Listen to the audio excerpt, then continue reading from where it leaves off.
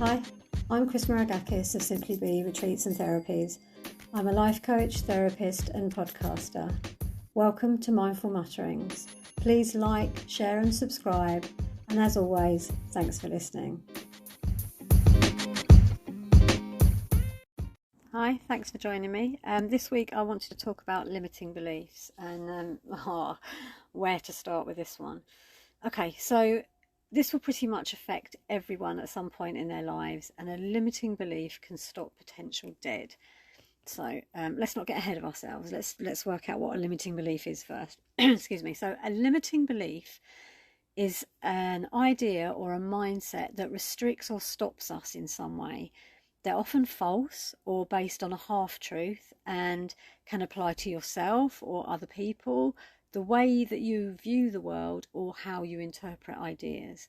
So examples could include things like I don't have enough experience to apply for that job, I don't deserve to be wealthy, I don't have time to spend on myself, I'm not clever enough, I'm not confident enough, on and on. The list just goes on. And as I said, at some point everyone has a limiting belief. The trick is to learn how to identify them, to challenge them, and then to change them. And limiting beliefs can be caused by any number of things, but they will all have one thing in common. They are the brain's way of keeping us safe and trying to protect us for disappointment and pain in the future. So the beliefs often come from the past or from experiences that we've had, which we have then added values and concepts to. They're also unlikely to be accurate, but have been our impression at the time, or we've been made to feel that that is a truth. And maybe our ideas have been formed by repetition by those that we want to impress, such as family or friends. Schools and the community greatly affect the conditioning that we receive, and these beliefs become so intrinsic to who we are and who we consider ourselves to be that we're not even aware that we're thinking of them most of the time, and we're just triggered into response. So instead of living life and responding, we're being triggered. Well, we're actually just existing and being triggered and having no consciousness when we interact with others.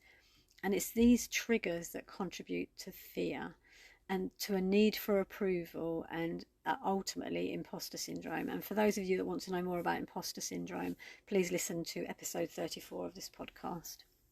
So how do we deal with our limiting beliefs? Well, it wouldn't be me if I didn't start off with the obvious. So you've guessed it, we need to be mindful. We need to be aware of what we're thinking so that we can examine how our thoughts are impacting on our lives, and then we can challenge what isn't helping us, and then we can start to change it.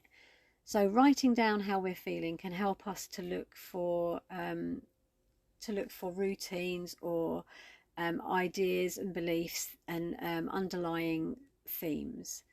And then we can start to challenge the beliefs for accuracy. And part of what we believe may actually have some truth to it, and we will have to own that. And we need to be accurate in the language that we're using when we describe ourselves, so that firstly it's accurate, and secondly that if we have previously been using it or stating a negative or limiting belief, that we can reframe these beliefs into empowering ones. Because like often we'll say something and we'll believe it. So, you know, like I don't deserve to be wealthy or something like that. But I mean, that's not true. No one actually deserves to be poor. But there might be some issues that need looking at around that. Maybe it's that you've had experience of people with money before and you didn't like the way that they behaved, or you didn't feel that you met up to their standards, or that sometimes you're not good with money, or there will be one overriding limiting belief, but there will be so many strands to it, and it's this that we need to investigate to be able to start to do the work. And then assess the areas in your life where you're feeling overwhelmed or challenged. And an example of this might be that you never seem to be lucky in love, or you're always passed over for a promotion, or you feel that you never have any luck. And like I said, for each of these, then go deeper. You know, look at when you see that yourself not being lucky in love. Firstly, what is your idea of being lucky in love? How does that look? Secondly, is it because you're consciously picking the wrong person each time, or is it because you're not being authentic, or is it because you're not giving yourself the relationship, or is it because you're constantly fault finding because you're scared of being part of something that you are not, you don't feel that you're completely in control of. None of these beliefs are wrong. We just need to challenge them to see how much of them are true, so that then we can start to work on them. Wherever we've got these beliefs from, until we have identified all the beliefs that make up for it. And like I say, it's not that we've done something wrong, or that we should be blamed for our beliefs, or that we're at fault because we believe them. We have to take that out. That's a wasted emotion, that guilt. It's not helping us to resolve the problem. But what we do need to do is challenge them and go deeper, so that we can start to see what it is that we need to change. And also, when you're listening to these beliefs, think where they're coming from. Whose voice are you hearing when you have that belief? Are you hearing your parents' voice, or your teacher's voice, or a friend? Because quite often the conditioning that we receive is to control us, to make us to behave in a certain way.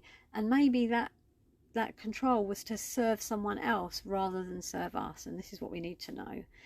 And therefore, are you taking on someone else's beliefs rather than forming your own ideas? Using positive affirmations or mantras can help us to overwrite negative beliefs. Keeping our environment ordered and organised can help, because clutter leads to confusion and overwhelm, and we can struggle to think clearly and stay positive in chaotic places. So keeping our space ordered can help us to keep our heads in order too. Maybe you need a coach or a counsellor, and they are very different, so research that and find out what it is that you need. But if you feel that you need additional help in helping you to identify the root cause of your limiting beliefs, or you can't see a way to overcome them on your own, then maybe it's time to seek professional help. And cost is also another limiting belief for self-improvement. I think lots of people think, I can't spend that money on me, or I can't afford to spend that money. But I think the question should not be how much will it cost for me to seek help, but how much will it cost me in the long term if I don't. Read self-improvement books, websites, blogs, listen to podcasts. Sometimes we know the answer deep inside of us, but we need an external source to unlock it for us in a way that we can understand, and we can have a light bulb moment when we hear someone saying something that we need to know. Get support. Maybe ask a partner or a friend to help you. Each time that they hear you say something negative around the behaviour that you're trying to change, then they could just say challenge. This way they force you to bring the subconscious thoughts into the present, so that you can start to challenge and change them. And once we've identified them, once we've brought them from the past into the present, then they no longer have such a strong hold on us, and we can start to move forward. Be kind to yourself. This is so important. We're all on a journey of discovery. No one wins at life, and none of us are going to get out of it alive. But hopefully, while we're mindful of our thoughts and our behaviours, and each day we're open to new experiences and to opening our minds so that we can learn, then we can live life to the full and have joyous lives that contribute to the greater good. And this is what we're here for. We're here to learn and experience and love and be happy, and to be a positive influence on everyone else that we come into contact with. So that's my very quick rundown of limiting beliefs. It's a very complex subject, and while it's it's easy to sum it up in a podcast or on a blog or something else, actually the impact limiting beliefs have on our life are huge and deep running, and they do need consistent work, but they can be changed. So if any of this sounds familiar to you and you'd like to start working on identifying and overcoming your limiting beliefs, then please get in touch. It's a no obligation chat, just to see if you like what I'm saying, or whether we could work well together in helping you achieve your goals. So you can contact me via the website simplybe.org.uk, or you can email me directly on cm@simplybe.org.uk. I hope this podcast has been of some help and you've got some tools to get you on your journey. But whatever you do, take care of you. Thanks for listening. Bye.